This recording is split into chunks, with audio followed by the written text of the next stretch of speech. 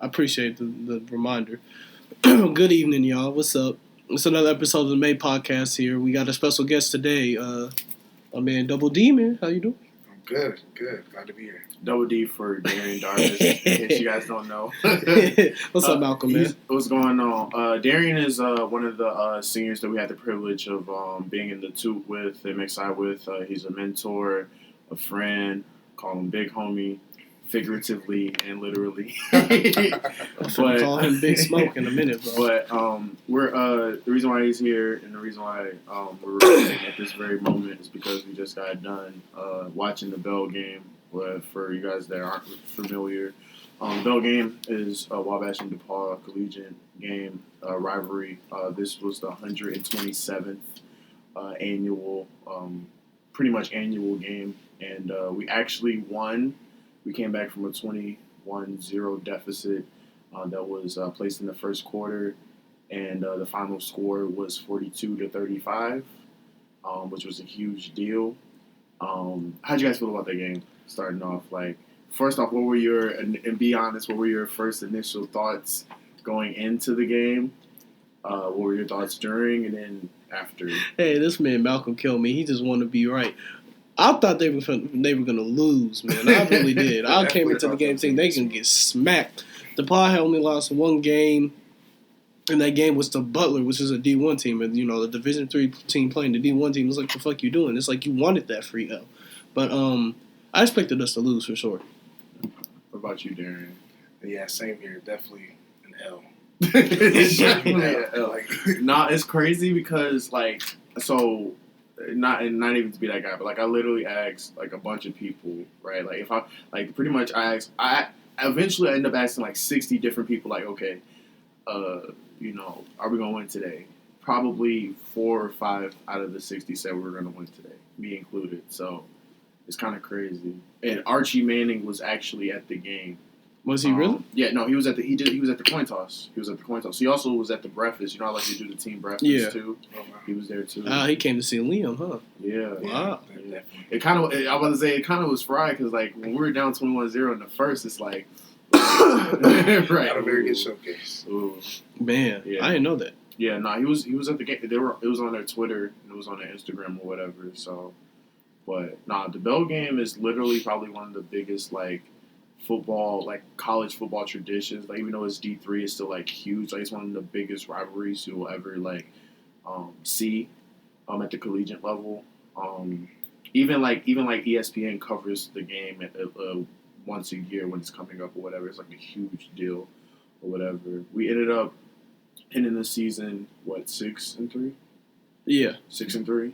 Yeah, we ended up finishing the season 6-3. We couldn't make the playoffs, but at least we got the Bell game or the Bell back, and now we can just kind of rebuild into next season. This season was weird just because it's the first season after COVID. DePaul had a lot of returning seniors who either sat out in that year or took the semester off or whatever. So it was an uphill battle, but they pulled it through. So that's pretty dope to see. But I think I'm enjoyed seeing a lot of old MXI members and friends I haven't seen in years. That's probably the highlight of the day, just being able to see a bunch of my guys or whatever. Because I wasn't expecting all y'all to come, for real.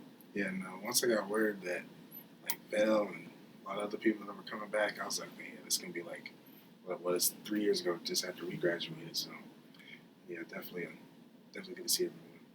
Man,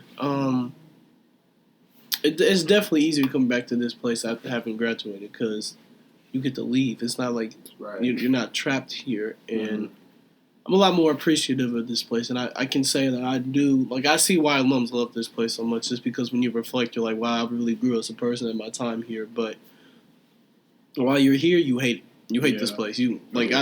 Every single alum I've talked to, for the most part, has always said, yeah, it's a point in time where after you graduate, rather for some people it's a couple months, for some people it's a couple years. Just it's a period where you don't want to come back because you hate this place to an extent. And then I'm not gonna say that about everybody. At least the black people I've talked to, that's how they feel. The white people, they love this place all the time, and I'm like, I don't see how y'all love this. See, and I don't say I'll take it one step further, but MXI really was that home away from home. So like seeing everybody come back and also just coming back to the building where we was late nights, events, all this other stuff was really just like study tables, yep, type shit, game night, all that, and everything, parties. So, oh yeah, no, the parties was kind of crazy. yeah. Well, I've heard it was crazier when when y'all was in y'all heyday. So yeah, so I can only imagine. Man, did you ever hear what happened to Lowe, our sophomore year? So this was a year after you left. Nah, you don't know this story about man. You want to tell them, Malcolm? We can tell it together. What happened? We're talking about Lowe. You know, around Ecstasy. What happened after Ecstasy ended? You know what he told. He might have. I don't know if he told you, but you know how we found out. I think I know. Yeah, exactly. Yeah. So, you know, Lowe became the chairman our sophomore year. I think Malcolm was what, secretary? No. No, you weren't. Yeah, that's right. You were associateship chair with me. You weren't even on the e-board yet. And I was, you know, co-associate chair. But so you know, we're playing the Ecstasy. Ecstasy kind of really happened last minute. The event itself was cool. It wasn't terrible, but the festivities around it was not. Man, let's just say we got to the week before the event, and we're in e-board talking about canceling it. And the only reason why we didn't cancel it is because of the seniors like Tandy, PJ, and somebody else, and Ernest. Yeah, I haven't seen Ernest. Yeah, he got a whole kid now, I'm pretty sure. But they were talking about, you know, don't cancel. We got people coming. The party's going to be like all this stuff. But we ended up canceling the after party anyways. So, in the span of a week, I had to try to get a whole, I was in charge of getting poets. So, I think I had about 10 poets in about a span of a week. It was crazy. It was a lot of hard work having to really grind at that last moment. Yeah. So we get to Ecstasy, you know, the event happens, you know, it's cool. I had to go to ISU to pick up 2 poets because they were my friends. I said, okay, I'll come pick you guys up and all that stuff, blah, blah, blah. The event ends. I forget who he was talking to, but, you know, I'll just use Malcolm as a fill-in. So he comes up to Malcolm and he says, yeah, man, I hope y'all, good luck with y'all next semester, man. I'm leaving, man. Word. What? Yeah, man, I'm going abroad to Africa. Word. Nigga, what? Nigga, you ain't told nobody this. And he's like, yeah, man, just help me. We're like, no, it was a weird time because it was like, so that was when we was like in a weird transition phase from leadership because obviously you guys graduated. So on the class underneath you or whatever, they were, because so the class underneath you, that was another lengthy size class, but they were seniors. And no offense, we kind of already know like the mindset of seniors going into like the beginning of 2. Like they'll help out. They're not gonna take on like a major role, but they'll help facilitate, help out, or whatever.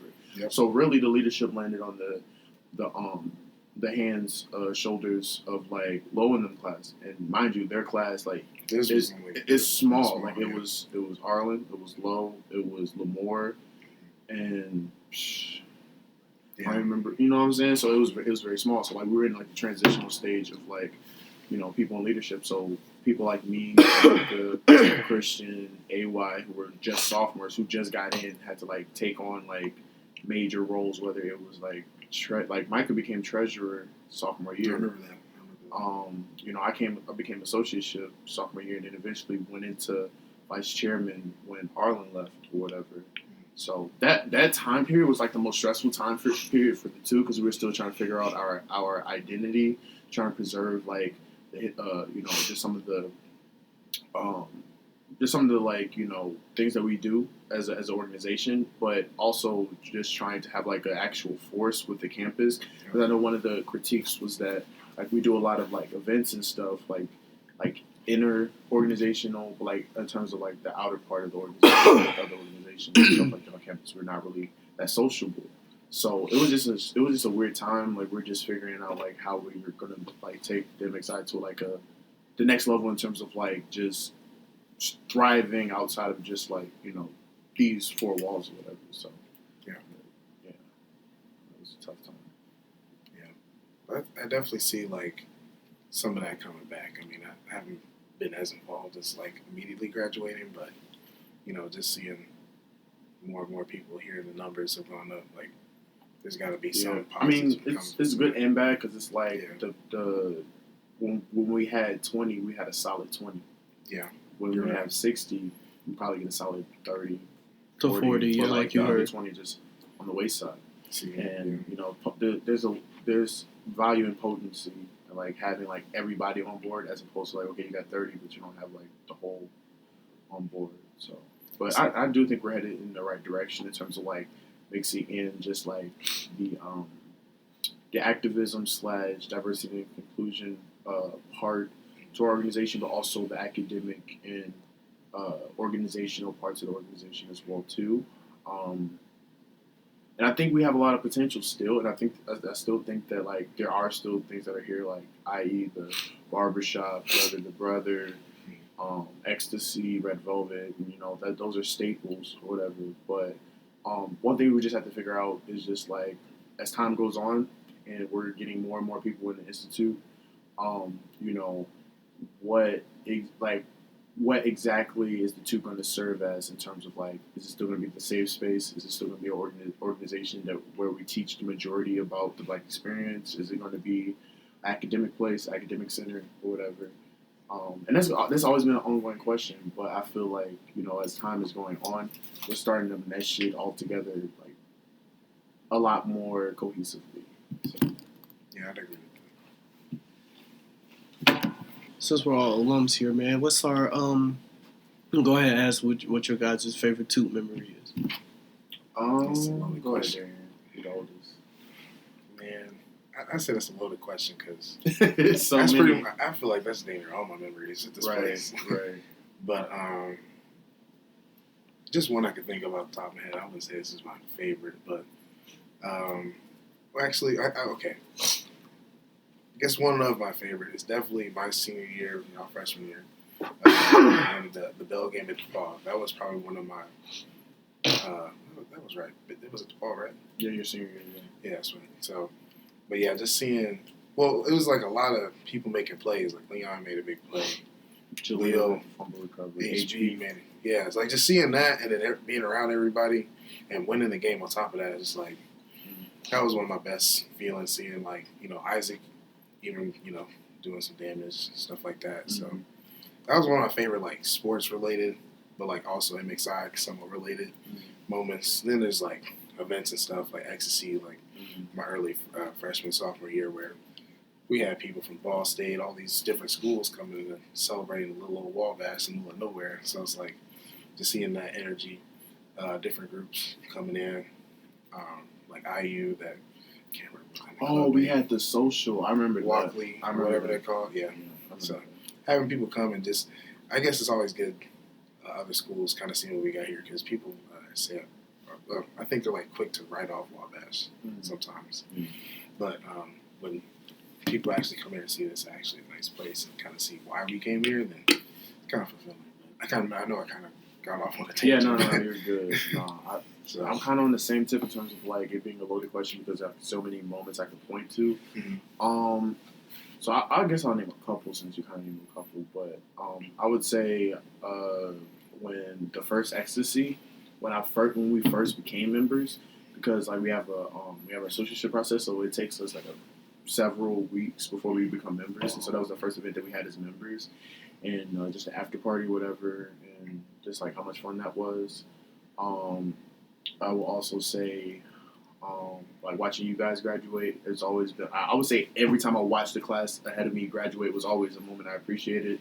I got a chance to see like y'all graduate. I got a chance to see Jalil and them class graduate. I got a chance to see Arlen. Well, Arlen and them graduated with me, so I think like those ceremonies were dope. I also liked when we went to Indian Grill to watch Black Panther for the first time. Yeah. I don't know if you went with us, but we went to Indian Grill to watch Black Panther for the first time, or whatever, and just like the fun I had with going with everybody or whatever. And I'll scrap all of that. Anytime we were in the mansion with the mansion in Martindale, those were fun times. See, I never really went to the mansion like that, but man, I mean, y'all used to post stuff on Snap all the time, so I was like, hey, really be over there calling that shit demands. Right. No, because I know for y'all it was Seymour. Yeah, we had the townhome, so like y'all had like everybody there every day almost. Right. But like when it came to like pre-games and like stuff, we had the space, so it was cool to. I don't know. I just like houses. Like it's funny how everybody. It's not like they have to live with each other, but we just kind of choose to like get in the townhome. 6 of us all in the house. That's kind of crazy because I wasn't if you had told me freshman year. And I'm pretty sure AY would feel the same way. If you had told me freshman year that I would have lived in a townhouse with like 6 other people, so I would have been like, you lying. Like, there's no way I would have did that. Would have said no. So would have got it. And it ended up happening. Especially having a roommate, because my freshman and sophomore year, I didn't even have a roommate. So I was in Moore's in the single, so it's like, the fuck, a roommate? So originally what happened was, when we were playing for Seymour A, it was going to be me and Leon that got the single. So I'm like, nigga, I'm only coming if I can get a single. They said, yeah, fuck it, why not? But Miles I'm pretty sure they're still together, but he has a girlfriend, so I was like, okay, yeah, we'll give you the singles just so you got that space. But if Miles didn't have that girlfriend, I probably would have ended up with that single. That would have been nice for me for sure. But man, I remember when Zay was talking about setting up Seymour A, I originally thought I was a part of the plan because I knew Zay hung out with y'all a lot at y'all house, and I was still kind of isolated by myself in Morris and shit like that. But he was like, "No, you were always part of the plan." I was like, "Oh, all right, bet." No, because it was going to be. I feel bad. Michael was the one that was not in the plan. Yeah, I was like, so how it set up was sophomore year, me, Miles, Leon, and Ahmad were in a quad together in Rogie, and so we were just like. So Zay used to come over all the time, so we were just like, you know what, next year we can just add you to whatchamacallit. And then he was like, and then Zay was like, oh, well, me and AY pretty much are roommates too, because I always hang out with him and whatever. So it was like, okay, so it'll be them. And he's like, okay, so then we had Ahmad, but then Ahmad was planning on going back home. And so he was going to withdraw from Wabash, but at the last minute he was coming back. So what happened was Micah took his spot, and then Ahmad would just stay in Walcott or Morris or whatever, but he would always come over and sleep on our couch or whatever. Like, he pretty much lived there too. So we really had like 7 people there. That shit was fun though. And I could tell because whenever I came back and walked, I was like, dang man, y'all really in here. Like, yeah, man. Yeah. Because I remember sophomore year, especially first semester, I was definitely in the 2 almost every day. I mean, I know you guys went because y'all had y'all little hang, but I would always hang out here with like Isaac and Tandy and Jalil. So I was in the 2 every day. But definitely 2 things. I mean, we're starting to see people starting to return to the 2 like how they were in your class where they used to hang out here. But I think the 2 biggest things that really happened as to why it started declining again when we got here is because one, exactly we had that house. Yep. But 2, the pandemic definitely hurt that too. But so it's like, damn, it's like I already can't go out there and hang out with my boys. Right.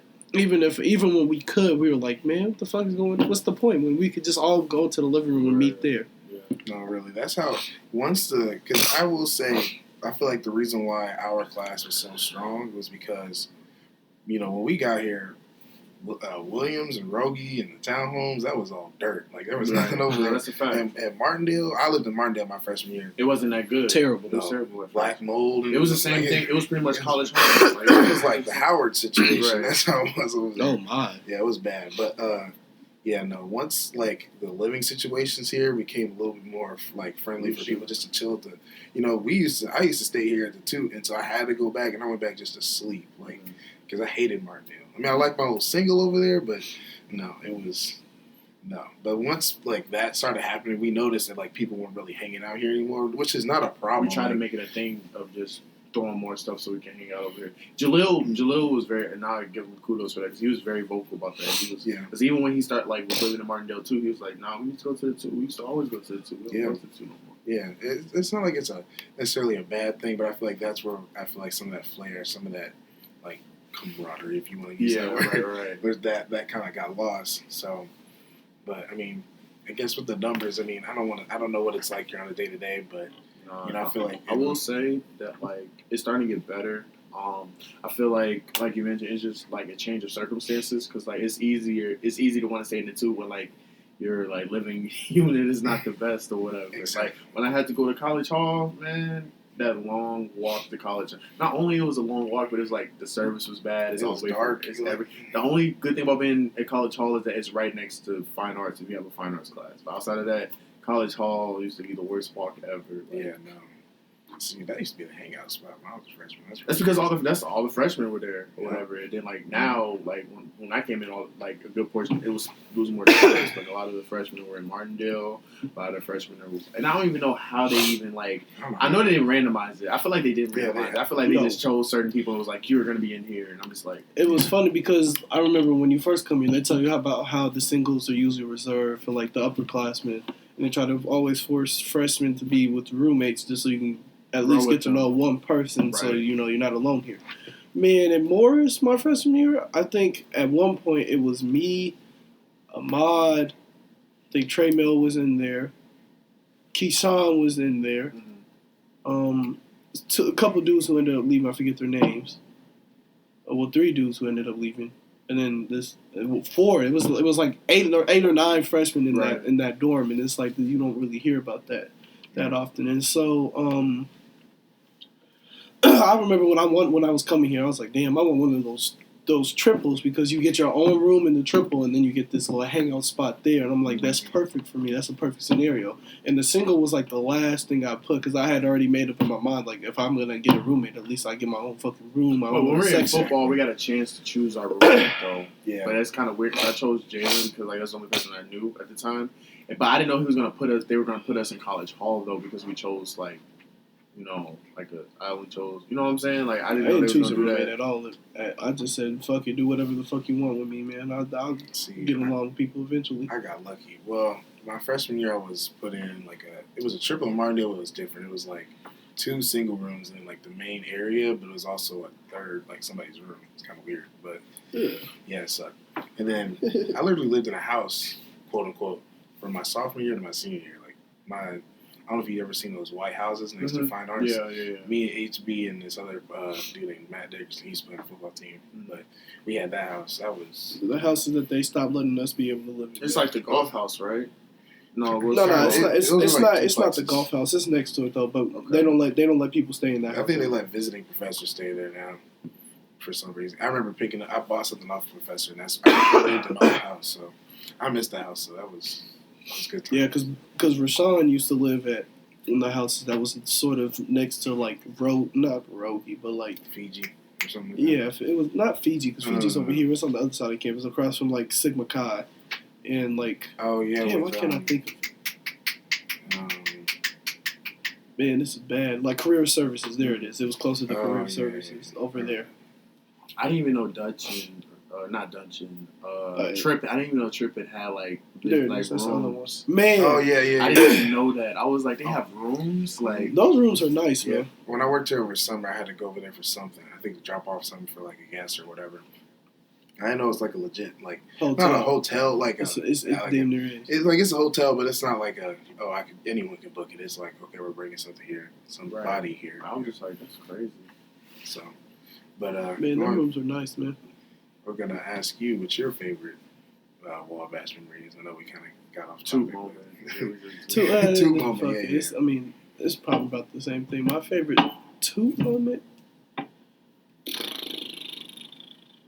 It's a decent amount. I think.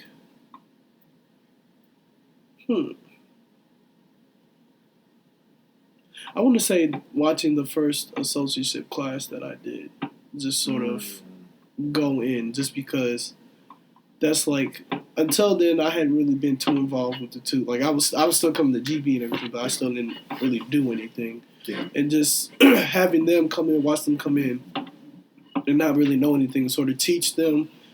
And now seeing, because a lot of them are seniors now, seeing how they've helped the 2 grow and how they've been involved with leadership and doing all these events, just being able to see that and know that I was the one who sort of laid that foundation for them to sort of do what they did now, and just watching them in that moment become members. I think that that was the first time I felt like, wow, even though I didn't do it alone, I did with Malcolm. It's wow, that was the first time I felt like I really did something for the MXI. So I think that's probably my favorite. Yeah, those are definitely good moments. it is like everybody that we taught in that associate class, King, Jackson, like all of them, is just like now they're like about to graduate in next year or going into next year. Time flies. Yeah, I feel so old. Dude, I jumped. So after we won, I know I've already said this, but I'm gonna just say it just for the podcast. But when the Bell game happens, what Wabash does is they set up 3 stands. This is for the people that don't understand, that don't know. Well, we were in the stands, the section that is that's in the end zone towards there's 2 goalposts. I was gonna say towards the Allen Center. There it is. And so they're kind of high off the ground from where everybody starts standing and in the first rows and all that. So we win, and I'm just looking around because I being a man of color and there's police officers there with vests and guns. I'm like, I'm not about to be the first one to jump over this bitch, especially after seeing how when people were going down those stairs to try to get onto the field, the police officers were like, whoa, what y'all doing? What y'all doing? And then I saw a whole bunch of the drunk white people start jumping over. I just saw the police officer looking at them like, I ain't gonna do nothing. So I said, okay. So I let Darrien jump over. Darrien didn't even really jump over. He sort of like climbed over. So you know how you climb a fence, crawl over, and then slowly lower your stuff. Man, I just took one hand and said, whoop, jump that bitch, man. My knees didn't buckle. Nah, my knees were fine. I landed, squatted. I was like, ooh, okay, cool. So then I start walking. I'm like, okay, I'm cool. And then about 10 steps in, I'm like, ooh, that shit really fucking hurts. I'm like, shit. If I had done that my freshman year, I wouldn't have felt shit. I would have been like, damn. Yeah, no, there's no way. Old as shit, man. Hey, but that dude ran out with like 20 seconds left. Hey, he was wilding. Did anybody even catch it? No, everyone just. No, it's crazy because another dude. I don't know if you seen another dude hopped over when we scored to put us over or whatever. He hopped over the fence to give the running back a hug, and he hopped back in the whatchamacallit, and the police tried to. Yeah, they tried to kick him out, but it's like, what you gonna do? He's fuck it. He was probably a student here anyways. So like, the police really don't care because how was that one player sitting over there talking to us the entire game? Yeah, right from the ball. I'm like, he's like, oh. I'm like, what? How are you? Bro, he disappeared. He disappeared. I saw him later. He didn't want to say nothing. Right. I was like, hey, man, you lost, buddy. Like, right. Yeah, he was annoying because he was asking what class. Like, the first thing he did, I didn't really look at him. I'm like, okay, I just kind of glanced over. He makes sure he asserts himself into my vision and goes, like, because he's wearing a gray jacket. Right. Moves his gray jacket so I can see the polo. He's trying to sell something. Like, all right, I'm like, the fuck is this nigga doing? What class were you? And I'm like, bro, he showed me the polo. I'm thinking, bro, I don't care. Is that gonna trigger me or something? I'm about to say, right? I'm like, I'm not. I got Wabash pride, but it's like I'm not these white people. That wasn't the highlight. That's what I'm saying. Life. I'm not. He made it seem like those are the type of people like the highlight of their life was that one win that they got. Like or like going to football, I'm like, bro, I don't really hate the polo. And it's crazy because, bro, I forgot who asked him, but somebody asked him. And Darrien asked him. He was like, "When did you graduate?" He said, "Oh yeah, I graduated 2017." Bro graduated 2017 that already has like that many grades in his beard. That's what I was saying. I was like, bro, I thought he went through the ringer. This is the only thing he had for joy because he really been going through the ring. Yeah, he said 2017. Bro, I didn't even know he graduated 2017. He was the quarterback. He was that. He was the QB fraud. We're not gonna name drop, but he was the quarterback. So. Yeah, man. Yeah. I had to give him props. They was decent. They was decent. Man. But, like, he asked Darrien what class he was in. He asked me what class I was in. I said, 21. He said, you probably still think it's fuck me, huh? I'm like, I don't care about you. Right. I don't. I'm sorry. Like, we supposed to give him this pedestal or something. Like, oh, my God, it's the paw I hate. I'm like, bro, I don't care, bro. I wanted to punch him in his fucking mouth. Bro, after the game, I'm old. After the game, I'm thinking back to, all right, Monday through Friday, 9 to 5. Right, yeah, for real. Yeah, no, I'm old now. I'm not thinking about the Paul all the time because of dude, I barely think about the Paul. Even at Wabash, I barely thought about that. I think part of it is we had to feed into the rivalry though because that's like what it's a selling. Oh yeah, definitely. Yeah, in actuality, they're not that. I mean, there's bad people everywhere. Yeah. We ain't got the best Wabash. Oh, absolutely. I mean, obviously our culture is different, but it's still like there's some cool people at DePaul. There is. So yeah, DePaul's got some really cool people. It's really Yeah, back in the day, we used to be really close with people at DePaul, so like. Yeah, because y'all like the MXI and their Black Student Union. Y'all used to do a lot of events. We need to do something like that. Yeah, that would be nice to see that happen again. I know it's easier said than done, and DePaul is also like weird, not weird, but like. No, I know what you mean. Weird isn't like they communication wise, they sort of iffy. Yeah, and then also COVID just really messed everything up, no matter what school you're at. So yeah, everything's kind of odd and weird now. But yeah, like, and then he kept like, I'm like, okay, you know, I'll stick to one conversation. And he sort of just left us alone. And every time something happened, and like we're doing something, he would go out of his way to sort of be like, bro, what do you like? Try to talk to us, be like, bro, that's not a fucking cat. Say all this shit. I'm like, bro, yeah, like every play we're trying to have a debate. I'm like, bro, I promise you, because he walked up to me one time. It's one thing if it was like a year removed. No, I know exactly what it is, man. You know the gloves I was on, right? They were black. Oh, he said your gloves are black and yellow. He's like your gloves yellow. He said he didn't call me a candy ass. I was like, man, I'm about to punch this nigga. And I looked over, bro, I saw the cop there. I said, I can't even do it. Like, leave my gloves alone. I'm like, dude, this is for warmth, nigga. Fuck you.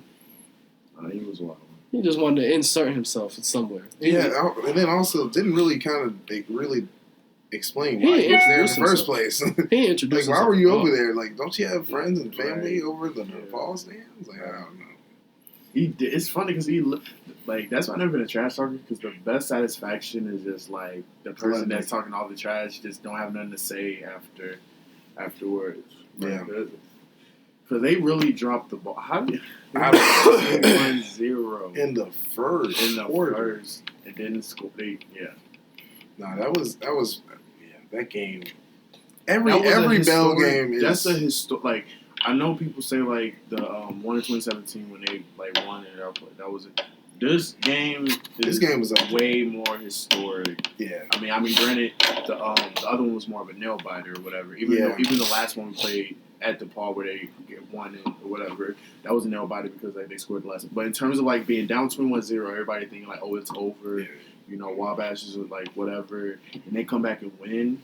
And win by a decent. I mean, granted, they scored at the end, but still, like, almost won by 2 touchdowns. They dominated the second half. Yeah, like, a whole different team. It was a whole different team, for real. Like, the defense was actually kind of doing okay, and the offense was actually making stuff happen, too. So it was crazy. I was not expecting that. I think it's funny, because I was standing next. I was, like, watching the game, and I think this was, like, a Wabash alum. And he's like, why are they running cover 2? I'm thinking, bro, Ramsey don't run cover 2 at all. What are you talking about? Right. Like, I was like, man, this just proves how many people just really think they know football, even if they played and they still don't know shit. Right. I'm like, bro, like even not understanding who the coach is and just watching, I'm like, they're not in the cover 2 at all, because if you look at it, it's always the outside linebacker who's going to the flat, and he's always late to the flat, and it's like, come on, man. I think this is dumb. Speaking of that, I'm gonna take this to a tangent, man. With coaching, man, just parents, man, in general, just it's some of the most annoying things, man. Because in our game against Ben Davis, or our 2 playoff games, let's say our 2 playoff games, you always get those Friday night coaches. You know what I'm saying? The parents who are always like, "What are you doing? Why aren't you running the ball, bro? I got to do this," and it's like, you don't even know what's going on. Like, if I were to ask you simply what cover 3 is, which is one of the most basic coverages ever, you wouldn't even be able to tell me what it is. Besides that, it's on Madden. That's it. Right. Man, I remember this one instance where, you know, I'm in high school and I had just made the transition to corner, so I'm still trying to. I mean, I was a safety, so I obviously knew a little bit about corner, but I was really starting to learn really man technique and all that stuff. Because as a safety, you're not really asked to play man a whole bunch, and we were in middle school, for the most part, we were a cover 3, one high safety team. So it was like, okay. But she would send me videos, even to the point where I've already learned technique, and I'm trying to learn, like, advanced stuff, like things that you can't look up with just a simple video. Like, you have to look up interviews or talk to people who have played that position for a while to find. Mm-hmm. She would send me videos on how to play corner, but it would just be like the basic videos and like the basic stuff. And she would always get mad and say, "Well, I'm trying to help you out. You're being ungrateful," because I'm like, "Mom, I don't need these videos." Right. Because they're talking about basic things. They're all, I'm like, all they're trying to do is just explain to me what a corner is and his sort of responsibilities. Like, that's not what I need to get better. What I need is, okay, if we're playing man coverage, what kind of, depending on the route, what kind of alignment should I use? Should I press? Should I play inside leverage, outside leverage? Being able how to diagnose routes. So for me, one of the easiest routes to diagnose for me has always been a comeback, and to me, a comeback and a fade are sort of very similar. But the thing is, I've always noticed is that when receivers run fades, they always look back at around 10 yards, just because a lot of times the quarterback will throw the ball when they get to 10 yards, not directly at them, but they'll sail it. So when they get to 10 yards, they can run under it. Whereas with the comeback, a lot of the times they'll keep running. They won't even look back at 10. They'll keep running. So it's like once I see that, I understand that they're about to run a comeback. So I've always been good at diagnosing comebacks for sure, and I've always been able to jump them in practice. But it's just little things like that. But with that, do y'all have like similar experience with maybe not just your parents, but like peers in general with, trying to tell you about something that you're way more experienced than them in? That's a good question. So, I mean, I would say more peers. So just a background. I work at Oak Street Health as an outreach person. So my job is to pretty much promote the company and also try to pretty much foster new patient acquisitions to our health apparatus or whatever. So pretty much bringing in new patients to the doctor's office or whatever. And a lot of times it's a lot of events that I'm putting on, a lot of like sponsored things that I'm doing, whatever, just to kind of publicize the company or whatever. And so pretty much we pretty much get paid based on how many new patients we can bring into, to switch over to our healthcare providers. And a lot of times people think it's like very easy to tell an elderly person like, hey, maybe you should come and try out our doctor's office. Mind you, like these people that are on Medicare probably have had the same primary care provider for however, like 10 plus years, 15 plus years. So one, that's already a hard sell.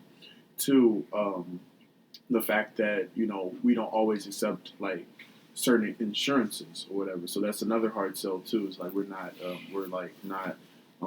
very super inclusive to all insurances too. And just like approaching elderly people now is a lot harder than it was before because of COVID. And it's also like when you have outreach people, it always comes off as a scam. Like we come off as people who are trying to like sell you something as opposed to, like sell the company. And a lot of people always have like this thing of saying, oh, well, maybe you should approach it this way, or you should approach it that way in terms of like garnering new patients. But I don't think they realize how hard it is to not only like sell a company while having to like build a rationale as to why they should leave their primary care providers that they've been with for years. The hardest part about being a salesperson is you have to fight the stigma of coming off as like somebody that is trying to scam somebody. You have to fight that stigma first, and then when you finally do fight that stigma, you have to be very particular about what you say, to keep the interest of them drawn in or whatever. And I feel like doing that in the healthcare apparatus is probably the most the hardest thing because it's so particular and it's so like delicate. And yeah, like I think that's like one of the few cases where I feel like I'm well experienced in that, but like it's still something like where everybody has something to say about it because they haven't really tried it. And I feel like everybody goes through that in like certain places or whatever because when we have like complaints about like just how tough our work is just because from outside looking in, they may like have a general scope of like, okay, this is what he does for a living. Well, why does he consider doing this? But it's just like there's a lot of things that you wouldn't understand if you haven't taken part in that particular line of work. So. Yeah. I guess I'm trying to think of a situation that really relates because my work is pretty self-explanatory. I just do orders for Salesforce. Mm-hmm.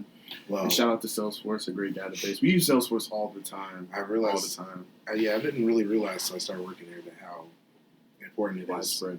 Yeah, like even so, Salesforce owns a company called Tableau, and that's really what I do my work for. So I place orders for. I just started doing it like a month ago, so I'm still kind of new. But yeah, as far as that comes, it's pretty straightforward. But kind of relating to what Andrew was hitting at, I think as a mentor, there are like, because I mean, coaching is mentoring in a way. It's not exactly correlating to me. It's more just like I have a younger brother who's kind of like just starting out college, just got out of high school, and I also used to. I'm trying to get back into it, but I used to volunteer for Botillion, which is like a scholarship program for high school juniors and seniors in Indy. So, but when I was doing that before COVID, and also just being a bigger brother, like that stuff does come up. Like just, I feel like it's the opposite. Like I know more than who I'm explaining it to, but it comes off as like it's hard for people to digest what you're actually saying because they can't really relate to it. Yeah. And I always, at least for my brother, I always try to dumb it down in a situation that he can understand. Like, if I'm talking about a job, I'll relate it to like, I don't really play games like that, but he plays a lot of games. So I'm like, okay, well, think about it this way. Or like we just started watching like different YouTubers together. So I'm like, I'll try to relate it to that. Just try to make the information get to them, whether it sticks or not. Yeah, whether it sticks or not is up to them, but at least make it palatable. I know that's one thing that I wish some people would have done. Like for me, at least that's what I look for in my mentors. Like Dean Jones, I would have considered him one of my mentors. So just being able to not only kind of provide that level of experience or like just, I guess being able to provide that and kind of lose my words here, but guidance. So yes, provide that guidance and experience and stuff, but make it so that, it's digestible. Because I feel like some people just talk too much or throw their accolades at your face. And I don't feel like that really provides help to anyone. Like if you can break a situation down and say, or just learn how to digest stuff like that. Yeah. I would feel like it's really productive. Yeah.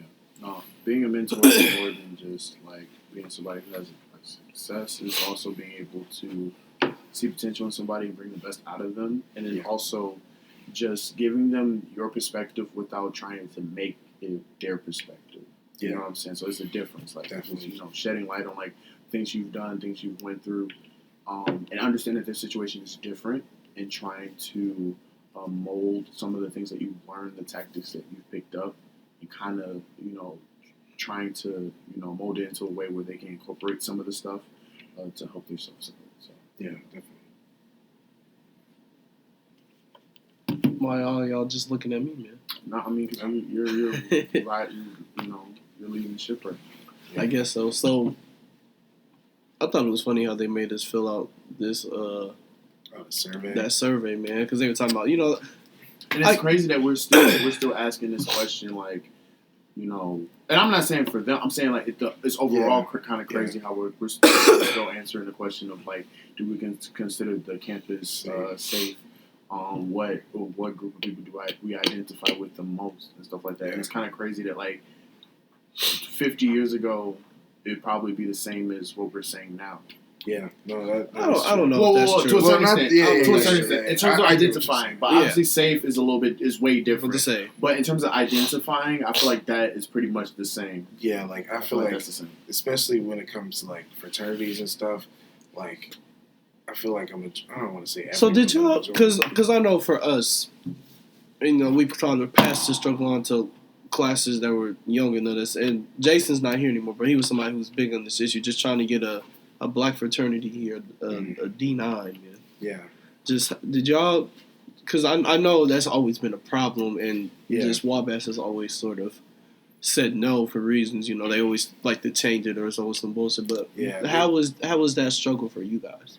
So I think one of the biggest things is that, because I've talked about when Jason, I used to talk to him while he was still here, and I actually came back for an event that he put on, just kind of like, I remember that, at least explaining what it is, people can ask questions in somewhat of a safe space and have people who give them real answers versus like hearsay. I think one of the biggest things for black fraternities on this campus is that it's just not understood. They think it's the same or on the same lines as something that's already here. Mm-hmm. It's completely different. I don't want to say it's more important, but in my opinion, it's important. But I guess you could say culturally it's more important. Culture is more important. It's also more of there's more values and traditional stuff to it. It's definitely a lifetime commitment, which I don't think they understand that's important. Like when I because I'm a member of Phi Beta Sigma Fraternity Incorporated, I think one of the biggest things is that Wabash fraternities here, it's more like a 4-year commitment. And, people come back, of course, they're going to, it's my fraternity brother and this, that, and, which is fine. I'm not judging or saying it's good or bad. I'm just saying that it's different for historically. For HBCUs, like with the Divine Nine fraternities, even though I'm not a part of one, I understand the it being outside of the realm of just like those years of college. Yeah, like it's like you mentioned, it's a lifetime commitment. Definitely, because I even crossed my second semester of my senior year, so I really didn't get a chance to really do much as a student here. Right. But even then, it was still just as impactful as it was, even if I was like a sophomore or junior. So it's like, I think those experiences and that's one of the things because I ended up applying for the assistant director position with MXI, and I mentioned that in my interview. I was like, that's one of the things I'd like to not focus on, because obviously there's more important things, but at least provide, whether it's a ride. Oh yeah, he didn't tell you. Yeah, he told me. Yeah, I applied for it. Just how long ago did you? When I first saw it pop up, Dean Jones said something on either LinkedIn or Facebook, and it didn't even say what it was. I just looked at it and I was like, oh wow, I didn't know that they were looking for somebody. Has they hired somebody for that position yet? I don't know. I don't know if they said. I thought because I have no idea. I know who got it. I just don't know if if he's here. We'll talk about that off air. Okay, yeah, I didn't know. Okay, yeah. Oops. Yeah. I mean, it's fine. Yeah, I don't want to. It's fine. We don't have to name drop, but they filled the position. Yeah, so the position is filled, and I'm, after seeing who got the position, I'm not mad at all, because I had no chance. If I'm being brutally honest, I had no chance. Hey, he did tell you were a top 2-3 candidate. Yeah, he did say that. I was like, oh wow. But going back to the point I was talking about, I guess that's just one of the things I'd like to still, even as just a regular MXI alum, I really do want to provide those opportunities, not even just for my organization, but just in general, because it's really, before me, it was Tim, Ernest, seeing them go through it. It was really and it is a personal journey. You can't, do that as a collective, but at the same time, if you know nothing, then it's hard to find the places where you can learn about that. And having to this is different when you have to go out of your way to do, because it's already its own, and not to whatever, because like I said, I'm in all respect, it's already a thing with having to go out of your way to join, because it's already a struggle in itself. Yeah. But when you have to go to other campuses, deal with that, still have to come back to Wabash, where the curriculum is hard, people are not understanding or whatever. And then, no offense, the only people that can kind of understand that struggle are maybe some of the black faculty, or maybe some of the black administrative members. But outside of that, nobody really understands how, because when they think of Russian, they think of Russian in terms of how it's done here. A little bit of having to pink your skin, a little bit of having to stay up a few nights. It's completely different when you're at a Divine Nine fraternity. Yeah, it's definitely a lot of, I think, work before, just from learning, getting to meet people and talk, because you have to. Because for me personally, I didn't have anyone in my family that's super big into Greek life. I had an aunt who was SGRO, but that's it. So for me coming in, I learned a lot from being, when I was a freshman, I used to go to Butler all the time. Yeah. And they're huge on that. Not, at least the black people at Butler. They're huge into that. Because, they're a part of that citywide, and I guess Wabash is kind of being involved in the citywide stuff with IUPUI and all that. But, it's a stretch. But, I just knowing that it can happen, that's the thing. That it's not like you have to do it. It's not obviously it's not required. But, at least provide the opportunity. Hey, there's an event. There's an event at IUPUI where you can at least learn about these opportunities. Right. If you want to ride there, here's a ride. Right. Or just, you don't have to say what organization, you don't have to say anything, but just having that experience, just to at least have it open to you. It's not completely closed off. Because some people don't even know that. They can have extensive family, I don't say I guess not extensive, but just people in their family who are Greek or affiliated, and they come here and they think it's probably the same or they have opportunities like that, and it's not. I mean, if they're here, you just gotta kind of go about it in your own way. Right. And the thing is, though, is like I feel like you mentioned, just making like it more accessible. And Yeah. then, like even with going about like forming a black fraternity here on campus, it'll like once we do that, which I'm all for it, but like I've always thought about like, okay, there's always going to be something that like we have to consider, like, okay, so how exactly do we have a black fraternity on campus, and how exactly do we try to preserve that same mold in a predominantly white campus too? So that's always going to be a tough thing to think about. I think it would be tougher here just because I feel like other places like IU and Purdue have gone through the struggle, but I think the thing, especially IU, because I'm pretty sure IU is the first that's where Kappas were founded, right? Yeah. So you could always look at that history, but I think it's two things that sort of play into the whole D9 thing. I know for sure that Miles' family, they're heavy Qs. I don't know about Tim. Does Tim have any family members who are heavy into Greek life? He's never told me that, but I could be wrong. I don't know. I know you just said you had a family member. I know that a lot of people who come to Wabash and pledge these D9 fraternities a lot of times because they have family members who were in there, so they know about it. Mm-hmm. Whereas like me, my dad was in Greek life, but my dad's white, so he was a teak. And like when I hear people talk about their D9s, it's they still have all their canes, if they're a Kappa, all their their paddles that they hang up in their walls, their jackets. They even get like Qs will get branded. Like they have all this pride in it. And my dad doesn't my dad has his teak paddle, but it's like in the shed somewhere in a bin, kind of tucked away. He doesn't really talk about those days. Kind of like the so a lot of the times with like the white fraternities, it's sort of just a 4-year commitment because you just agree with this group of guys you want to live there. Whereas like I feel like with D9, it's more of you agree with what the fraternity, the organization, is about. Mm-hmm. And so now since you agree with those, you can go ahead and go into it. But I think another issue, because I was thinking of becoming a Kappa, but a big problem is the closest place to become a Kappa is at DePaul, and the problem is, I don't think DePaul's Kappa chapter, I think they're dissolved now. Like I don't think they exist there anymore. Yeah, I'm not sure. I know we were definitely talking about that. They might have come back, but I know at my time in Wabash they ended up becoming dissolved because I know Tandy became a Kappa, and then after that it was just sort of like gone. Like they were like that chapter was just gone. Yeah, so, it was low after it was Tandy.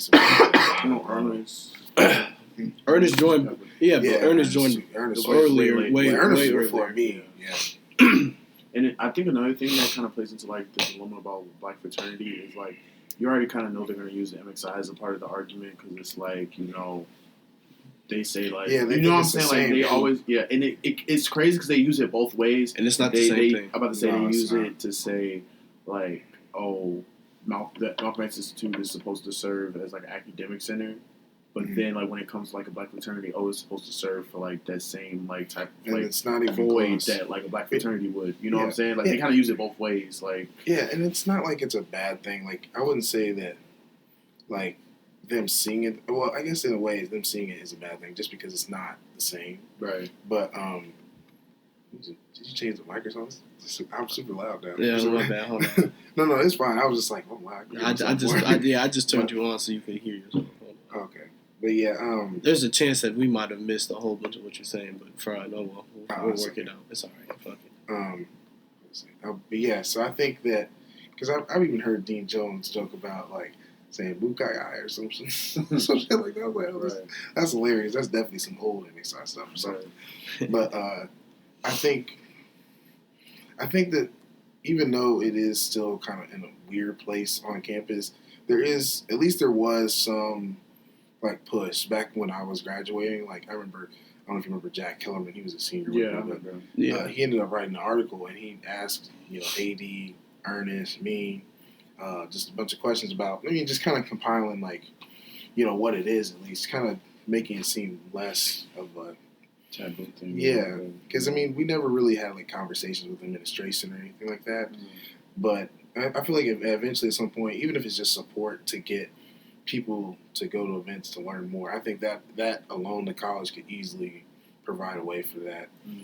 That way for students to kind of be more experienced. Because, I mean, in the day, I mean, there are white members who also join these organizations too. So it's like, who knows if somebody else who's, independent here wants to do that. And also, I don't know if it's off topic, but I think another thing that makes it weird on Wabash's campus is the 50-50 or almost 50-50, between fraternity and independent. I feel like they almost kind of force you into certain fraternities just for housing reasons here sometimes. I mean, maybe that's just me, but...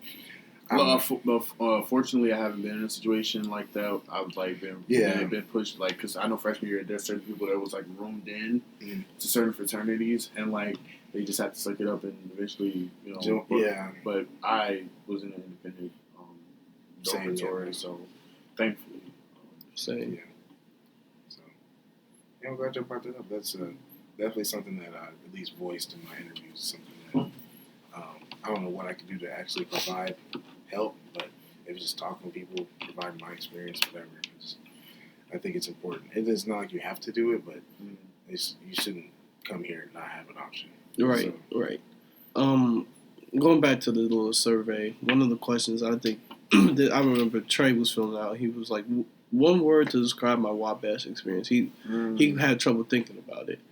And for me, it was easy. It was an easy question to answer. Mine was growth, and that's just because I think in my 4 years here, I think especially since I always like to do a lot of reflecting in my free time. Just being able to reflect and look back and see how much well-mannered I am, how much more calm I am, but also just how I've become more outspoken and just sort of more outgoing and not so much as a I forget the word, but I'm more expressive and I'm a little bit more of a people person in terms of I can hang around people and talk. Less antisocial. Yeah, no, I wasn't gonna say antisocial, but it's what's the word? Communicative or communicable? It's Well, he's saying the opposite of that. I guess I was more like an internal person, kind of shy. Introvert. There it is, introvert. Yeah, I was definitely more. You could be introverted, but still kind of have No, yeah, I know what you're saying, but that's why I didn't want to use that word. Yeah, that's what I wanted though. But I feel like I was definitely more of a. I'll always be an introvert, just because at the end of the day, I always find that it doesn't matter who you are. You could be my mom, and I love my mom, or you could be my girlfriend and all this stuff. But I'm always going to need at least some time for myself, just because it's just how I work and how I function. I remember when I first moved in to Seymour and Malcolm, because they all used to hang out, and I would hang out with them, and then there would come a point where I would just leave and go back to my room. And Zay really understood that. I think the rest of them really understood that, but Malcolm used to have problems with that. So he used to come in my room and be like, "Bro, why are you going?" But as he got to know me a little better, he understood. It's like, "Oh no, he just needs this time for himself. That's just because that's just how I am." For sure. But I definitely have become more extroverted, and I think definitely more outspoken. Because I remember as a freshman, I used to not want to say anything, and I went from not really trying to talk to people to giving a whole damn fucking chapel speech. I gave 2 of them actually. Although my second one, I'm not gonna say it was ass, just because I feel like what I wrote was good, but I wanted to give everybody else. You feel like it wasn't as seasoned as your first one? Well, I'm not gonna say that because I have what I wrote out, but what I said wasn't even at all what I wrote, because the thing is we were all supposed to get 5-6 minutes, and James took up damn near 10. And so it's well, shit. I was speaking third. It's well, shit, we gonna run out of time, because I forget who went second, but they also took up 10 minutes. So it's 5 of us speaking, I think. And so me being as, I guess, unselfish as I am, I decided to just sort of, maybe give a couple key points of my speech, sort of try to summarize it and compact it down into maybe a 2 to 3 minute message, so that I could give AJ and Kenny the amount of time that they needed to do their speech to talk. And so if you go through that, if you were at the speech watching, you could see me flipping through my speech, because I wasn't I was prepared to sit there and go through the whole thing and be able to give the whole speech. Whereas now it's well, shit, now I'm trying to pick out what I feel are the important points, the real true important points in the speech. And so I'll have to send it to you. But I remember just sitting there, and at first I was I'm not feeling too good. I felt like I did bad, but then I had to remind myself, well, you sort of cut your speech almost really in half just to really give people other time to express their voices because you understood that your time on campus was, because this was second semester, my time on campus was up. I was really starting to leave. And the people who still had to go, they were people who had to stay on campus another year. So I felt like it was more important for their voices to be heard because they were still going to be able to have those conversations with people who are on campus.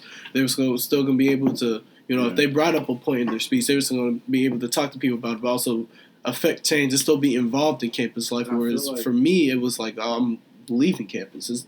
I'm not saying I can't be involved with what's going on campus, but I'm not going to be nearly as involved or in touch with this. So I just felt like it was more their time to sort of get what they had to say off, and I was just going to, just try to give a quick little summary, tell them what my speech was sort of about, and just kind of get out of their way. Yeah, and I feel like that's growth on your part, too. Like, that's a testament of growth because you were cognizant and aware enough to know, like, the importance of letting the other people, the underclassmen, pretty much give their spill of, like, their experiences and stuff like that. You mentioned the word growth. I have a phrase instead. I pretty much use the phrase eye-opening. Simply because I feel like obviously like college in itself is eye-opening because you like see a lot more, learn a lot more, and stuff like that. The reason why I use it is because I think it's just my awareness and like how cognizant I am of like just the world, a much more better view of the world.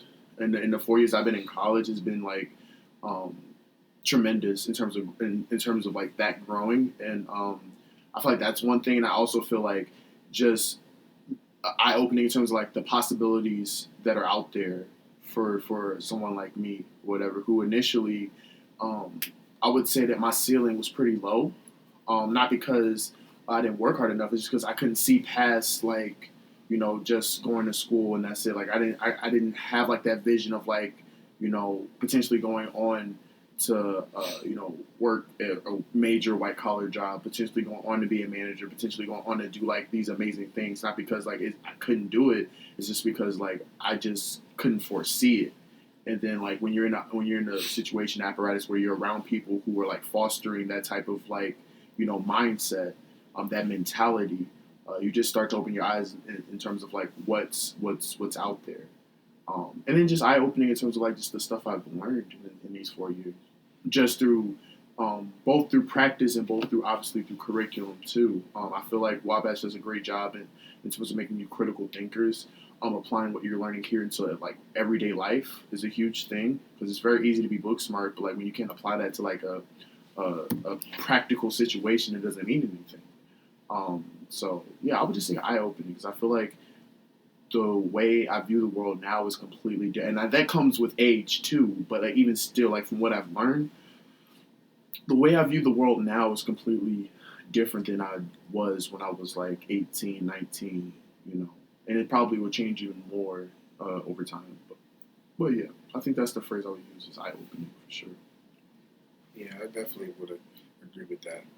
I think mine is, I don't want to say the same, but similar to yours. I think my word was unique, and I think every time I come back, it reveals like how unique Wabash is. Just how like you hear all the time, alumni donated XYZ dollars for this, alumni donated this, and it's just like I think that unique. I'm not saying it's just monetary, but for someone to be so passionate about the school and they're 70, 80 years old, donating millions of dollars. Many decades removed from the school. Exactly. Yeah. But it speaks to how much the school affects people. Like, even just coming back here, yeah, I'm in India, I'm not very far, but, this is always just the place I come back to, the MXI in particular. So I think unique also speaks to that. Like, I don't know what, you can't really pinpoint what it is. That's just kind of how I describe it. It's hard to say. Because I think for me, my time here was definitely unique. I think you can really just scope what you want to do here.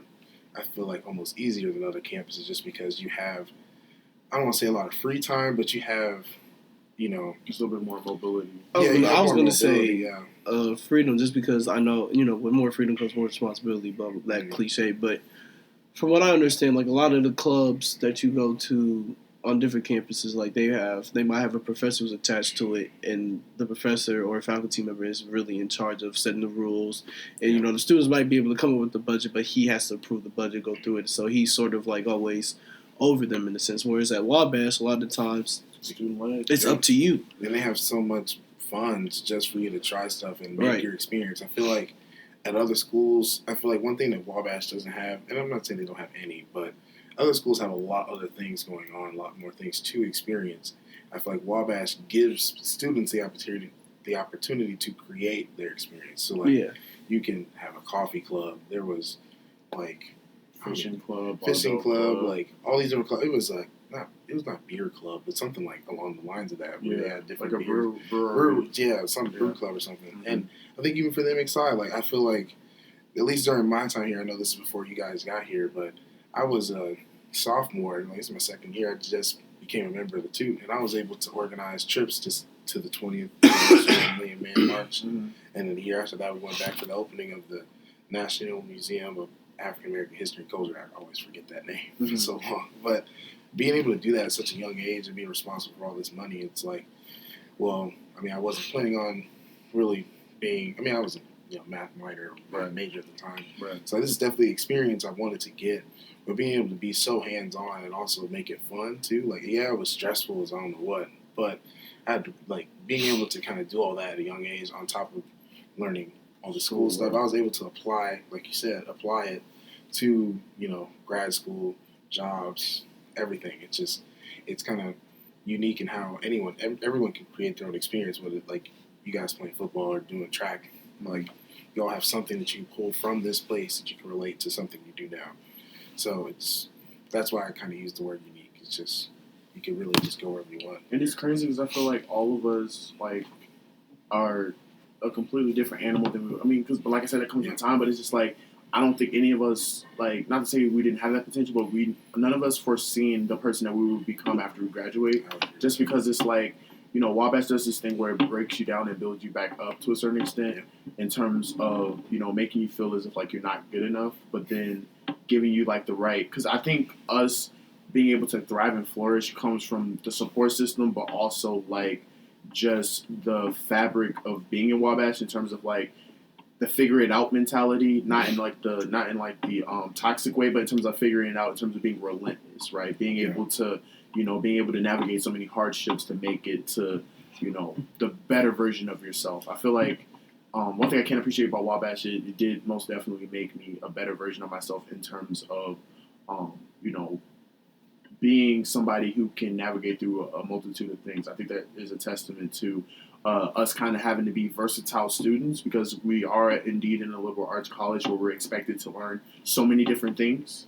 And just also, like, we're not only learning, like, regular stuff in curriculum, but we're learning about just life in general, because, like, when you take something like EQ, or when you take something like freshman tutorial or whatever, those classes aren't just predicated on you reading a book or whatever. It's predicated on you having literal critical thinking of, like, the nature of the world. Like, I feel like, stuff like that, when that gets ingrained into your mind at, like, in the formative years of, like, your young adulthood, that can play a huge role. I feel like freshman tutorial and EQ most definitely played a huge role in, like, how I would, in terms of, like, give me a snippet of, like, what Wabash would be. Definitely. Yeah, I would agree with that, because it's just, I feel like, especially, and I don't know what your guys' EQ and tutorial is like, but we had, like, dinner at now the president, but Scott Feller was one of my tutorial teachers. So we had dinner at his house, and then it was just, everybody's EQ and tutorial was like, well, EQ was kind of uniform, but the tutorial was just they definitely catered to what you wanted to do. At the time, I wanted to be an engineering major, so it was real science and math heavy, but yeah, you could definitely, it definitely gave me that kind of crash course. I will say, my first semester, it kind of, like, slaps you in the face. Like, oh, okay, that's what Wabash is about. Right. It's a lot of fucking work. Yeah. To build off that, and I'll after this we can do one more topic and end it. But I just for my EQ, not EQ, my tutorial, because my tutorial was religion. And I know that in EQ, at least our freshman year, they made us go to like, well, they made y'all go mosque. Y'all only went to a mosque. Y'all go anywhere to any other religious places. I know for sure y'all went to a mosque. We only went to a mosque. And I know what mosque y'all went to because with my tutorial being religion in America, I had to go to. I think the first place we went was a Hindu temple. Mm-hmm. Then we went to a mosque. Then we went to a synagogue, and then the last place we went, I forget exactly what it's called, but it was basically a Sikh temple. And so it's like studying religion and just looking at the book. As again, we talked about this in our damn, why can't I think of it? EQ freshman. No, not that. Fucking senior sim. There it is. We're fucking dumb. Symposium. Yeah, but and this reflects back to a discussion we were having senior sim. If you can really study religion. Like, if you can really study religion without having going into the process, like, actually being some sort of way involved with what they're doing, whether that's, being a participant or actually, being able to see what they're doing. Mm-hmm. Or if you can just, study it from reading books and everything. So, really, it just opens up to the process of you can really, like, read about all these religions and sort of get a glimpse of what they're about. You can know everything there is to know about the religion until you go out and you see how people practice it, and you actually get to see and be in these environments for yourself, and you start to really learn a lot in terms of just the sense of community, but just how a lot of times open and welcoming like these people are. Mm-hmm. And so I always find it funny because a lot of times, as you know, especially through Christian history, you find that a lot of times Christianity is all about trying to go out and find people to convert and sort of force them to become this religion. Okay, I'm a Christian, you're not a Christian, let me save you and convert you to a Christian. Whereas, being a shepherd. Whereas in other religions, what I find is they don't necessarily go out and sort of force people to be Christian, right? When Islam sort of took over the Middle East, the Islamic Empire really took over the Middle East. Something they did is now they still made Christians pay like a tax to be Christian, but they didn't force Christians to give up their religion and become Muslims. It's sort of we're gonna respect what you do and let you do your own thing. And in Hinduism, it's sort of the view that we already have all of these deities. We'll just add your deity to our group of deities and. I find that other religions are a lot more open and accepting to, different points of view where they're not trying to necessarily force their view. It's sort of like, if you want to be this, you're welcome to come and become this. Even if you just want to learn more about it and have an experience with it, we're open to letting you come in and sort of watch a service and sort of just be involved. But we're not going to force you to do such. If you want to do it, sure, we'll come welcome you to do all this stuff. But we're not going to go out of our way to make you do it. Whereas I find with Christianity, they like to try to force people. And so that was really mind-opening to me. And just, especially how Hinduism sees it. Hinduism, they have all these different deities, we all know, but technically, according to the lady that gave us the tour, she was talking about how Hinduism is monotheistic because they only believe in one God. It's just that the deities that they have are just different forms he can take. Right. Oh, okay, gotcha. And so, given with all of my study with religion and realizing that really the main differences between religion isn't necessarily the lessons they teach, because they all essentially teach the same type of lessons, love the people who are around you, sort of coming together as one body to serve like a greater good or purpose or being in some way that'll benefit everybody, the greater good. It's really not about the lessons, it's just culturally the way the lessons are taught. Mm-hmm. And sort of the mediums and the characters and the stories that they tell. And so, the origin story. Yeah, and so for me, what I believe is that everybody is right. All these religions can exist. It's just that, so it's for me, I believe in one God, but he you might call him Allah because you're Muslim, right. Because that's just what kind of area you grew up in, the culture you grew up to where it's easier for you to understand the messages sort of being a good human being that you can be. That's sort of the medium that you can really understand that message the best. It's really the cultural differences that make religions instead of the lessons that they teach. So I believe everybody is right. It's just that the religion you follow comes down to what kind of culture, the type of culture you belong to, and that's really what comes down to what kind of religion you choose.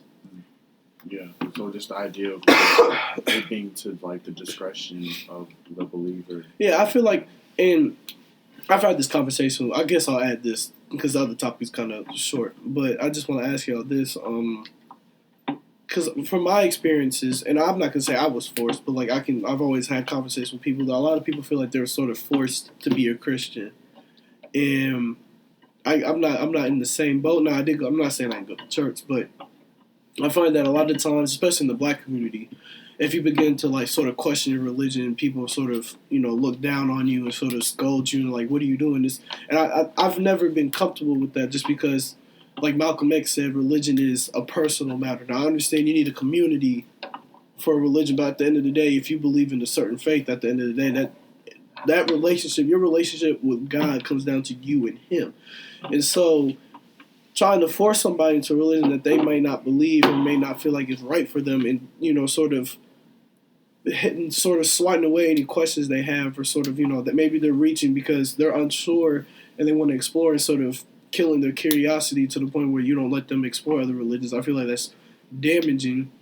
And so I just want to know, do you guys feel like you guys were sort of forced into being a Christian, or you feel like it was sort of like with me, because my mom sort of let me, I'm not really just let me explore and navigate. Systems, yeah, just sort of, let me figure out for myself, because at the end of the day, she understands how I understand that your relationship with God is really between you and Him. And so there's no point in following religion and sticking in a community group that you don't necessarily fully agree with or fully see yourself being in, when you feel like you could fit in a better community. I was never forced into a religion, quite honestly. I mean, I had to go to church. That's one thing. Yeah, that's. But, I think that's. But, I mean, I feel like that's with anybody. But like, I never was forced. I think my mom, the whole idea was just to believe in something, like do something with a purpose, which kind of intertwines with having a belief system. But I was never really forced, which is, and I always thought that like religion is always is a slippery slope, and I always kind of leave it up to like I don't ever try to push a agenda of like it was just kind of hard because like you mentioned in Christianity they almost make it seem like it's like our duty to kind of like push people into believing in God, which not to say is to a certain extent, it's not a bad thing. Believe in something, but like the idea of that we have to kind of like project ourselves onto people and like kind of make them believe in like our religion or whatever hasn't necessarily sit well with me. That's the only thing like I would say about Christianity that's kind of like, you know what I'm saying. But I never really got forced into believing in anything really. I think she just wanted me to just believe in something, live life with a purpose. So yeah.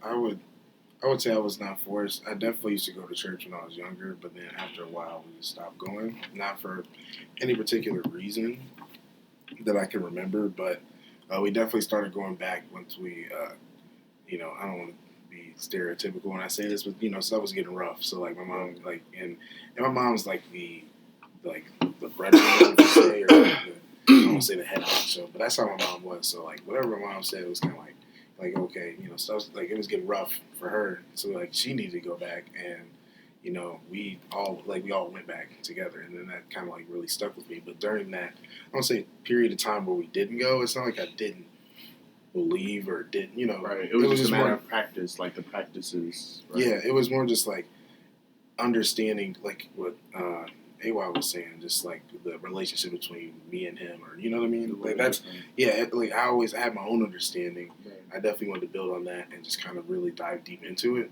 And I was only like in middle school at the time, so I wasn't really diving deep. But I was just trying to understand it because I don't want to say everyone has this, but I definitely had a point where I was like, I don't say struggling to understand, but it's like a question. But then you feel guilty for questioning. Yeah, and that's what I was feeling. If I'm being honest, like I felt bad, but at the same time, I just wanted to understand. Like it took me a while to come around to it, but definitely, I'm in a better place now. I just like kind of what we mentioned before. It's kind of like a personal thing. It's really personal, and I don't feel like I was forced, but at the same time, I was provided a platform where I could here's what my mom chooses to believe in, and it's not the only. I mean, there's obviously other religions and everything, but this is what just seeing my mom go through what she went through, and that's her belief system. I feel like it was an easy transition. Yeah, because it wasn't anything too out of the out of the normal or out of what I was familiar with at the time. Like when I struggled, I coped or addressed it the same way she did. So yeah. Last question, man. We'll know first impressions, man. So we'll just go through our first impressions of each other. So I guess we can talk about. Oh first. Wow, that's what we're doing. Yeah. First impressions. So Darren, what was your first impression of this man, Malcolm? Oh man.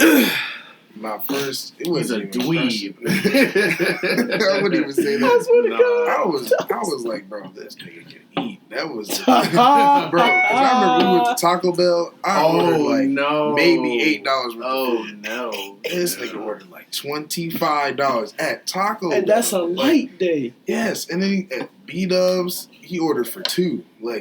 He would just smack. He would eat so much. I'm like, I didn't have an issue with it at all. I'm just like, man. I'm a big guy. Right. I don't eat that much. Right. I don't know. I've always thought of Malcolm as, I think this is still true, but my first impression was really just somebody who, might be physically kind of imposing, but is really more of a warm person with his personality and just sort of an inviting person. Doesn't really want to sort of step on anybody. He just wants, Definitely. everybody to sort of have their way, and sometimes that that can hurt him in the process. And sometimes that means he doesn't necessarily get to share his voice just because, I'm not saying it happens all the time, but sometimes in podcasts I notice that, if I say something, I try to do better at that because a lot of times I definitely prevent people from talking just because I want to interject when I have something before I lose it. Yeah. But a lot of times I don't think I do it as much, but there are still times where I interrupt Malcolm. And I'm like, oh, no, you can go ahead and finish. He's like, no, I was basically done. Go ahead and say what you were going to say. And it's that's kind and whatever, but it's also what you say is important. And so it's not so, I still want you to say what you have to say, but just sort of somebody who's sort of big and intimidating physically, but and then I heard him talk. I'm like, oh, his voice isn't as deep as I thought it was. For sure. I thought he was going to sound like fucking Mr. T. I was like, who? You remember Red? Man, Red thought his voice was deep. Oh, yeah, I thought him and Red had completely different voices. I thought Red voice was going to sound somewhat like Malcolm's. I heard Red talk. I'm like, oh shit, man. But yeah, that was really my first impression of Malcolm. This physically imposing guy who's really just kind of soft. Not in a bad way.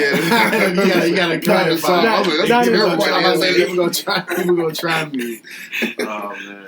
Not in a bad way. Appreciate that though. I guess we can do Darren next. I'll go Darren first.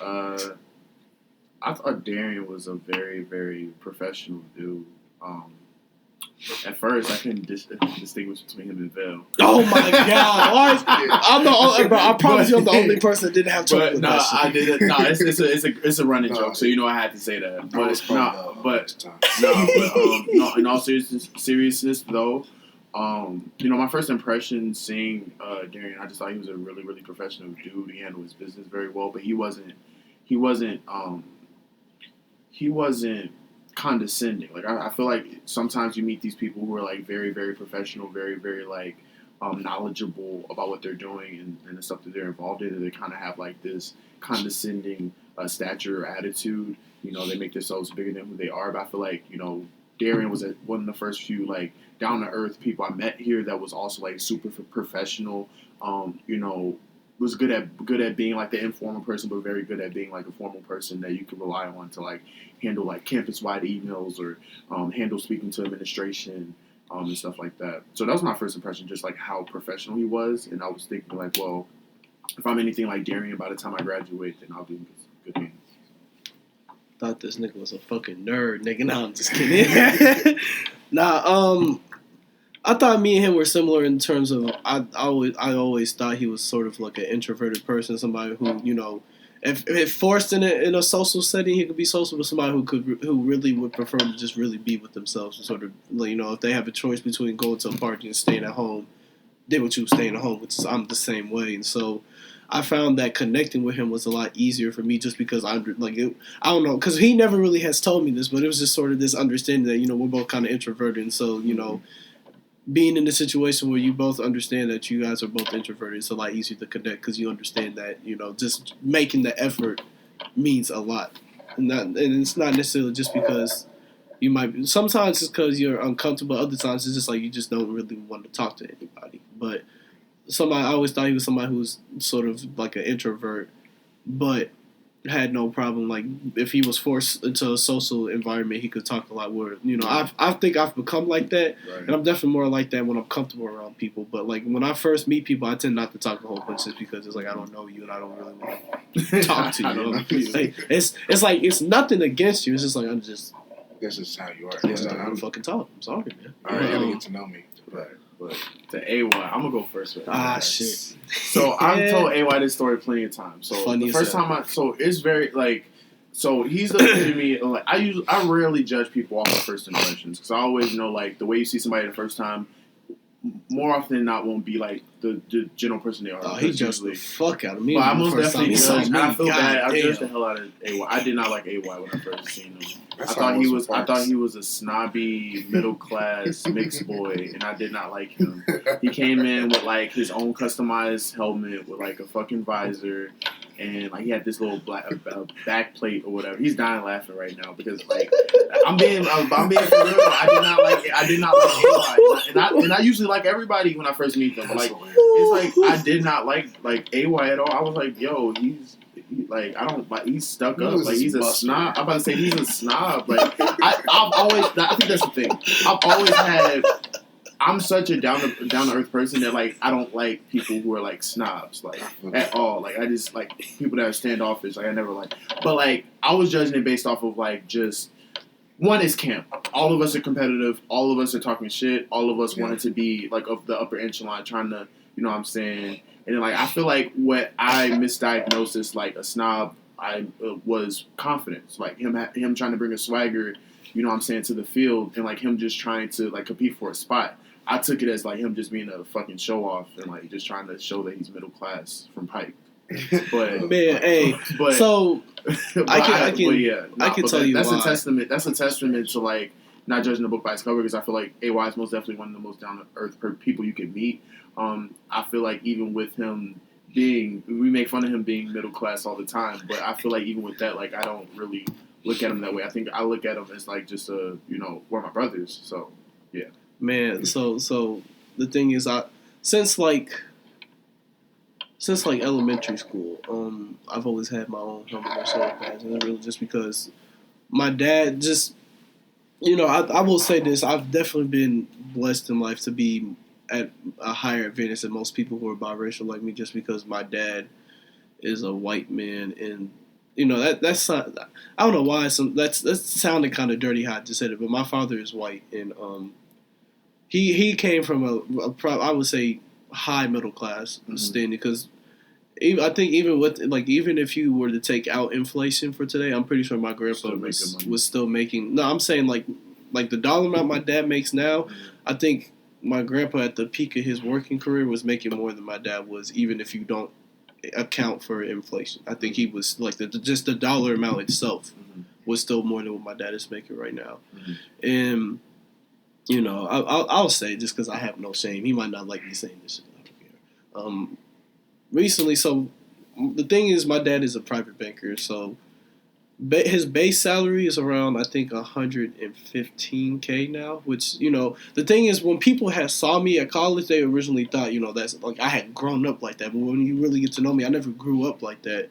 When I was born, my dad was still only making like 40K, like 40, 50K. And so it's just, you know, seeing him having to work from 40K to over 120K, just, you know, that helped me see a lot, and just being in terms of, you know, it doesn't really matter where you start. If you put the work in, somebody will see the progress and the work you're putting in, and they'll reward you for it. Exactly.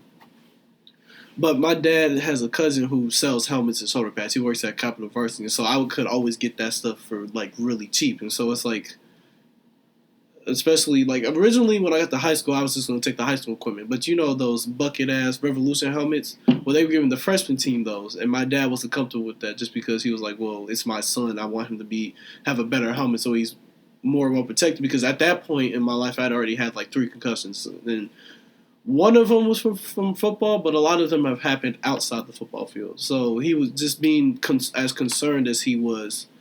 He decided to make that decision. Yeah, exactly. He was just he was just super concerned. Like trash. That's what I'm saying. Like so sure. he definitely decided to make that investment because he's like, well, a lot of people will buy their sons like shoes and all this stuff. He's like, well, instead of buying this man shoes, I'm buying my helmet because that's something that in the long run is going to be worth way more than what I paid because it's protecting him. It's something that you know. If he has a worse helmet, he's more likely to get a concussion. Whereas if I buy this helmet, I know it's safe because he before he buys anything, he always does his research. Mm-hmm. And at the time, Zenith was one of, if not the highest rated helmet for concussions. So him being who he is, he was like, okay, we're just gonna go ahead and get you this helmet. And so freshman year is probably because I ended up getting a new helmet. I know you saw how I got a new helmet after freshman year because the first helmet, that helmet was a new helmet I had just gotten. Because my helmet was red in high school, so I needed a white helmet. But that helmet was super uncomfortable to me, so I ended up getting a new helmet, and that was a lot more comfortable for me. But it's just like that's the reason why I've always had my own equipment, just because my dad is like, I don't really necessarily trust the school to give you stuff, especially when in my experience they've always given you sort of like the worst shit they can give you, just because they're like, oh, okay, we got to give you something. You're sort of a freshman here, take the worst shit we have, and he's like, well, I'm not gonna accept that shit. That's bullshit. So. That's why. That was a long explanation. I understand though. All right, Darren. I guess my first impression, well, you know, granted, I was a senior when you guys were freshmen, so. And, like, we were talking about this earlier today at the game. Like, we literally became friends by, like, just passing each other and just saying what's up. Like, we really never had, like, a particular experience. It was just like, oh, what's up? And then we just became cool. So it's like, in that time, like, I just thought he was cool. I mean, I knew that, like I saw him hanging out with, like, all the, like, you know, I kind of just grouped you all into one, like, the black freshmen that were around. You know what I'm saying? Right. But, I guess my first impression was, I wouldn't say it was similar, because I had a similar situation like what you did with Parks. Not necessarily on, like, the money side, but, like, I thought he was super cocky. He is. Cocky, but also, like, we had math together, and I thought that, like, I was hot shit. And I'm like, man, look at this buster. And he was really literally completely wrong. Like, absolutely 100% wrong. Right. And he was super cool, and he was super smart, and I was dumb. So I needed his help tremendously. But anyway, going back to you, it was really just I just thought you was cool. Like I said, we never really had a particular experience, but over time, obviously, we got to talk. And like you said, the whole introvert, like, you know, like we could relate to each other. Anyway. I mean, I know you went to Pike, so I feel sorry for you. But I always feel sorry for you. But it's so funny. Hold on, I gotta. That's another thing. That's what it was, really. When I found out you went to Pike, I used to call you Mini Ryan. Oh my God, I hated that shit. And there's no disrespect to Ryan. It's just like, damn, I have my own name. And it was both light skinned, so that it just made it worse. It just made it worse. But it's funny you say that because I remember. So 2007, when Pike went to the state football game, me and my family, we went to the game. Mm-hmm. And my dad was not impressed with the Pike students to the point where he was like, yeah, for high school, I'm just going to ship you to North Central just because we live, like, on the border. Like, we're right close to Township Line Road. So it's like, he was just going to be like, man, if you want to go to North Central, we're just going to ship you over there. You can go to high school there. It just never ended up happening just because he understood that just what a few kids at a high school state game were doing doesn't necessarily represent the experience or the people that I'm going to run into when I'm there. But, that's just funny, man. Yeah. My man Malcolm funny. But the thing is, I think I was trying to exuberate confidence just because I didn't, like, at that time, for sure, I didn't really have too much. Like, going into it, I had a decent amount just because the coaches were always telling me sort of, you know, and especially at this time, they sort of blew my head up just because, and you know, anybody who goes to a mixed school knows that the MIC is sort of like the best competition you're going to play, not only in the state of Indiana, but in probably the Midwest too. And so just having played against all these potential D1 recruits, rather they were receivers or running backs. The coach would tell me, when you come in, you have a chance to compete for a starting job, and they were really making it sound like I could get the starting job. And I think the first week of camp was definitely me at my high because we weren't really doing too much complex things, and we were just trying to learn the basics. And I was just sort of really just getting to be able to play football. And that's always when I've been best at is when coaches just let me just sort of do my own thing. Let me just, because I'm able to diagnose things and see things. And so when coaches just allow me to, like, if I make a mistake, okay, that's cool. Because a lot of times if I make a mistake in practice, I'm not going to make that same mistake again for one. And then two, I'm always going to remember it. So if I see that play again, I already know what the fuck's coming if I messed up. But I found that given their high expectations of me, them wanting me to come in and essentially take Ryan Walter's spot and sort of start instead of him, which I found out later in the season, Ryan, that first week of camp especially, Ryan was really nervous because he thought I was going to take his spot. Because the very first day in camp, we were going against the ones, and I was at corner, and they threw a pass to Oliver Page, and I was guarding Oliver Page, and Oliver Page was supposed to be the best receiver on the team, and I picked the pass off, and Coach Denton was like, Coach Denton was impressed with all that. I think that also plays in. I know I don't know if because me and Malcolm had conversations about how football is going for me. I don't know if I ever told you this part, Malcolm, but I feel like their high expectations of me played into the part of them having not understanding that, again, I'm still only a freshman who played in the high school system, and at the end of the day, high school systems aren't as complex as college systems. And so that led them to be really just, I would say, more critical. Not only just more critical, but I think more less patient. Like I think if I'm like, no disrespect to Ahmad because he's a great player, but they had lower expectations. That's what I'm saying, exactly. So like if me and Ahmad were to make the same mistake, they would harp on me more and be more critical and harder of me for making that same mistake than Ahmad, just because they didn't have the same type of expectations for Ahmad as they did for me. They expected me to come in and really not only compete for a starting job, but really win that starting job and be a starter as a freshman. And they were just sort of expecting Ahmad to maybe be like a scout team player or maybe like a role player 2-3 years down the road. And so,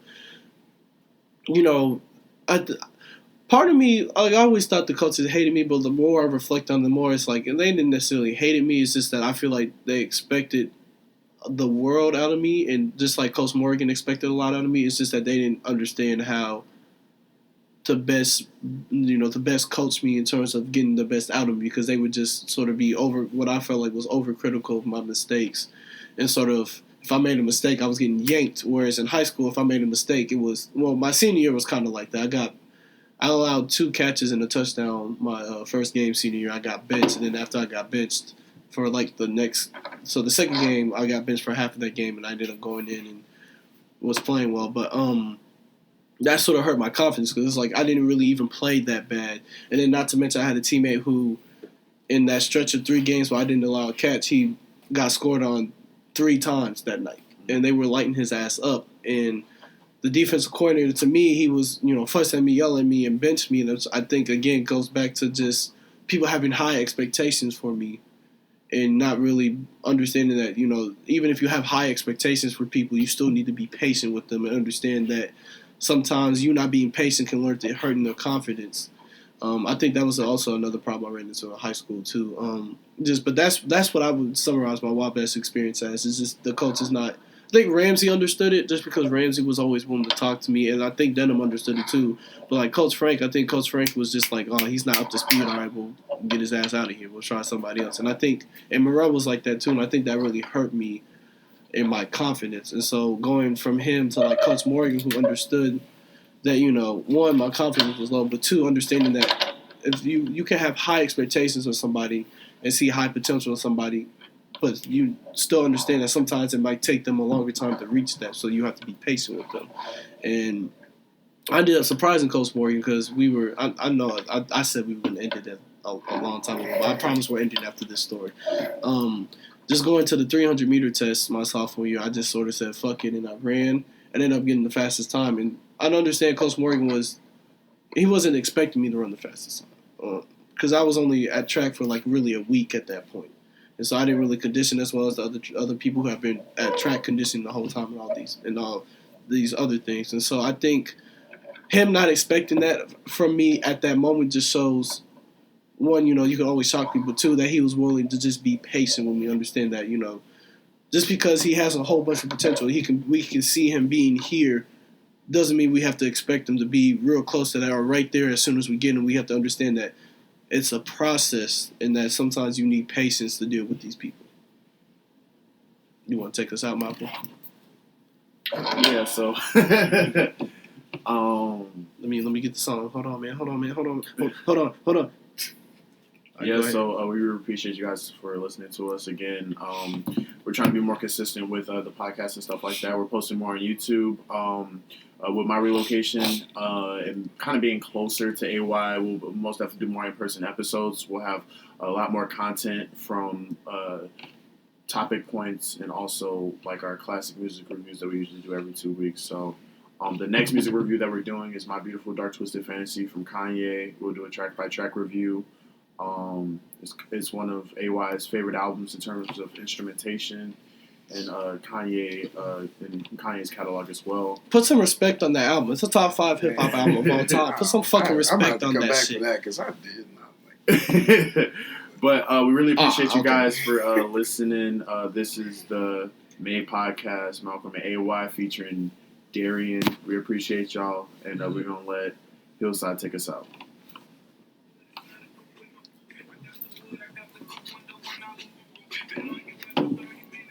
I didn't know that was a mod.